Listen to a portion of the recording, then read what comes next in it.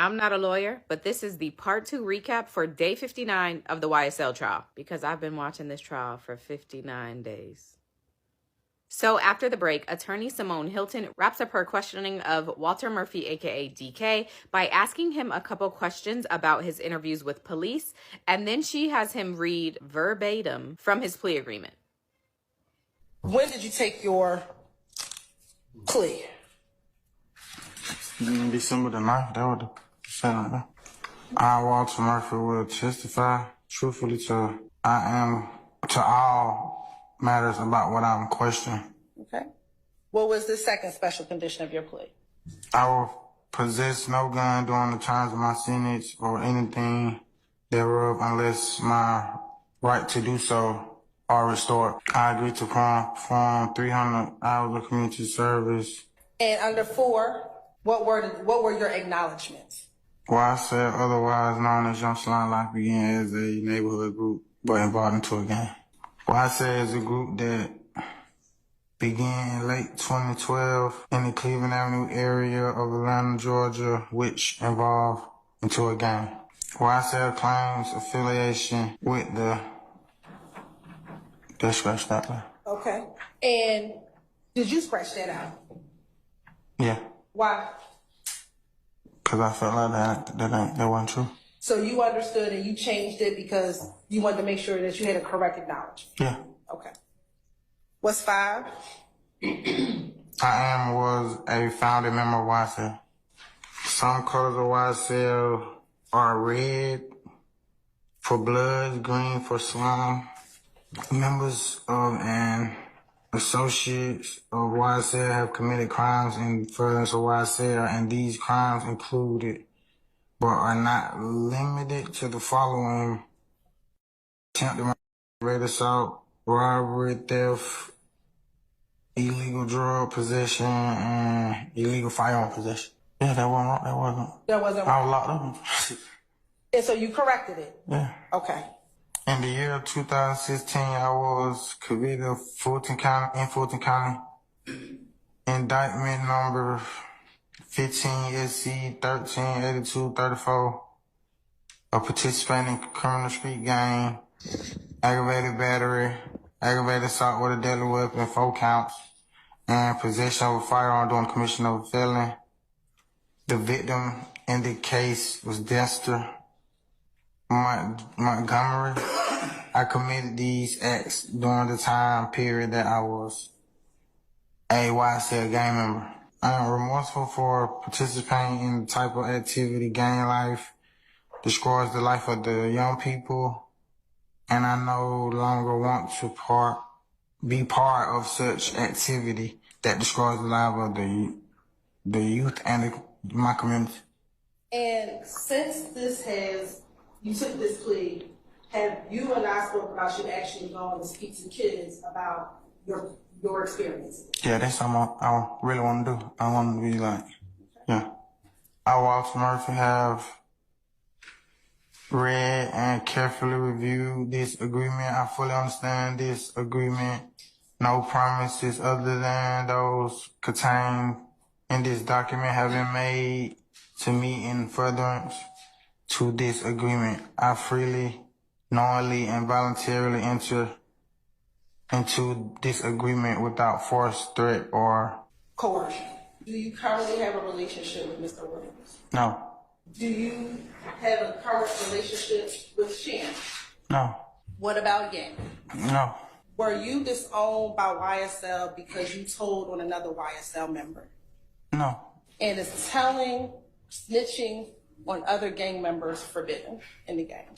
I've heard that before. And did you do that here with Nard? Yes. This thing has no further questions. Cross. Attorney Angela D. Williams is up first to do cross-examination, and as a reminder, she represents Little Rod. And when you were in prison, you saw a lot of different gangs in jail, right? Yes.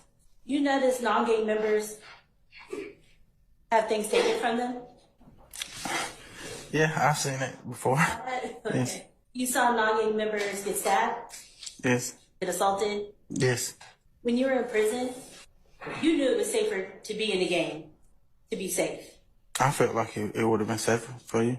From there, Max Sharp gets up to do cross-examination, and as a reminder, he represents Shannon Stillwell. And with his questions, Max focuses on the April 2015 incident that happened at the Citgo gas station, the one that involved D'Angelo White. And I have to say, Max Sharp's line of questioning about this incident is the first time that the whole story is put together in a way that makes sense, at least for me. Hopefully, these next clips are going to help you understand what exactly happened that day a little better. We're going to start out discussing the April 12th, 2015 incident at the Citgo.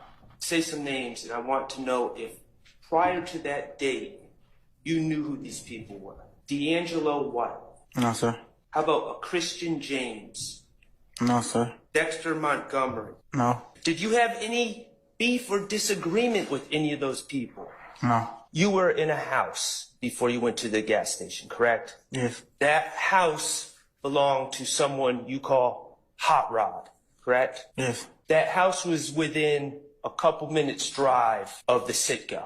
Yes. It was close. Yes. You were a drug addict on April 12, 2015, correct? Yes. Okay. You would take 4 times a week or so, correct? Every day. Every day? You would use about 1 to 1.5 grams a day, is that correct? Yeah. It depends on how much money or how much money I had, but yeah. That night in particular, on April 12, 2015, you were getting high at Hot Rod's spot, correct? Yes. Did you take more than you usually take? Yeah, I think I remember that because I know I was up probably about a week straight, about 5 days straight. You also took that day, correct? Yes. 2 to 3 pills? Yes. On a scale of 1 to 10, 10 being the highest you've ever been, 1 being sober, where were you that night? 11. A man named Nard, whose government name is Demise McMullen, was there, correct? Yes. Nard was an addict too, wasn't he? Yes. Was he high that night? Yes. Your understanding is a phone call was made to Nard, correct? Yes. Okay, and Nard came from the back, went to the kitchen and handed you a chopper. Yes. You didn't know at that time what any of this was about. You just knew that Nard gave you a gun, correct? Yes. When you arrived at the Citgo, you and Nard both got out of the car, correct? Or the truck. Yeah, yeah. Okay, you saw O.G. Bentley. And O.G. Bentley was in the store. I think so. By the front door of the store. He was there. I don't really remember like where he was at though. You told Bentley to come out the store? I think it was Nard. I think it was Nard that pointed in another car. After speaking to O.G. Bentley? Yeah. And that other car that was pointed out to you was at the car that these other gentlemen, as we later find out, were in. Yeah, that I later found out. I couldn't see who was in there at the time though. So when that car was pointed out, what did you do? I went towards the car. You went towards the car with the assault rifle? Yes, trying to see who was in it. I figured that's what we came for. One of them one just came down. I backed up. Like, You said you what? I backed up. Bentley called y'all to the scene because they were scared that the gentlemen in the car were plotting to rob them. And that's why they wouldn't exit the store. The car that you ran up on sped off, Yeah. correct? They left the Okay. they left the parking lot. They did. Once the car left the parking lot that you ran up on, Bentley and Hot Rod were able to exit the store and get back to their car, correct? Yes. The car you scared off went down Jonesboro Road by the cemeteries. You all went down Browns Mill Road. Yes. Your cars eventually did intersect, correct? Yes. And did Nard pull out his assault rifle from his floorboard? Yes. Did he roll down his window on the driver's side, which was on the side that they were approaching? Yes. And then the judge interrupts to call it a day. May I approach the... Can you and Miss Shelton come up for a second, please? So hopefully y'all were able to follow the story a little bit better. He says they will pick up on Monday at 8:45 and Max Sharp will still be up to do his cross.